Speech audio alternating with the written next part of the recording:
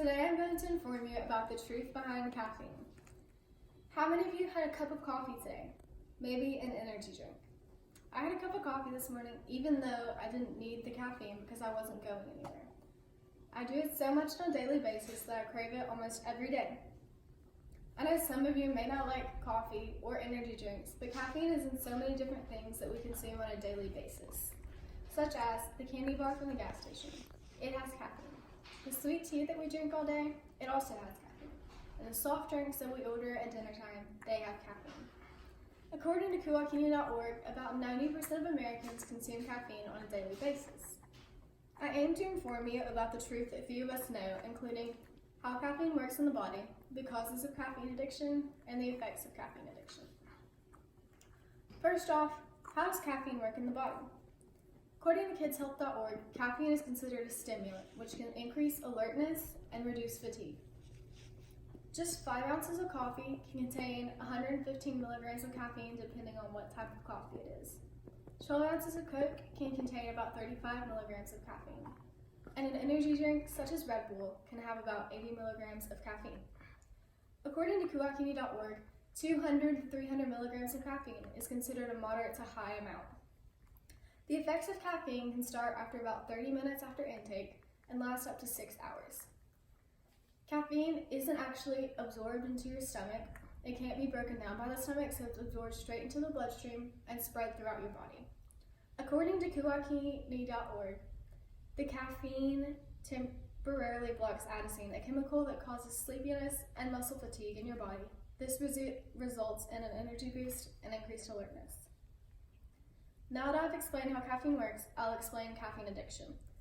The amount of caffeine needed to produce effects can vary from person to person.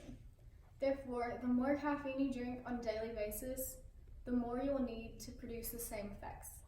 So the more you drink caffeine, the more you will up your intake, which is more dangerous for you and more detrimental to your body's health. The normal average adult should not consume more than 300 milligrams of caffeine a day. However, just 100 milligrams of caffeine can produce a dependence or addiction, according to kidshealth.org. There are also a chance of withdrawal symptoms when you stop the caffeine intake. According to Kuwakini.org, these symptoms can include headache, fatigue, muscle pain, runny nose, shakiness, sweating, and even anxiety. Caffeine addiction is clearly easy to fall into, but what are the effects and how will they affect your body? The side effects can interfere with your overall health. They can be pretty gruesome, ranging from just simple fatigue to even stomach ulcers from the undigested caffeine that can't digest in your stomach. According to Kuwakini.org, the diuretic properties of caffeine can also cause dehydration.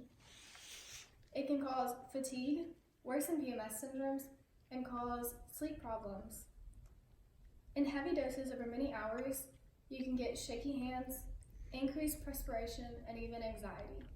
None of us want these effects, especially when it worsens your anxiety and messes up with your sleep schedule when it's supposed to keep you awake. That's why you shouldn't consume caffeine after lunchtime.